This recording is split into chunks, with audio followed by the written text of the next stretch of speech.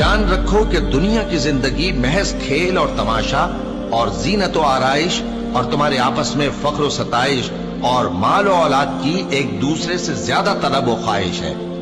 اس کی مثال ایسی ہے جیسے بارش کہ اس سے اگنے والی کھیتی کسانوں کو بھری لگتی ہے، پھر وہ کھیتی خوب زور پر آتی ہے، پھر اے دیکھنے والے تو اس کو دیکھتا ہے کہ پک کر زرد پڑ جاتی ہے، پھر چورا چورا ہو جاتی ہے۔ اور آخرت میں کافروں کے لیے عذاب شدید اور مومنوں کے لیے اللہ کی طرف سے بخشش اور خوشنودی ہے۔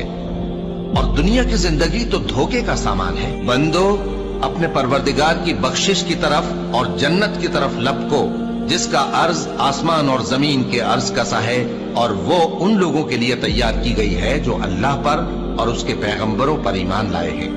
یہ اللہ کا فضل ہے، جسے چاہے عطا فرمائے، اور اللہ بڑے فضل کا مالک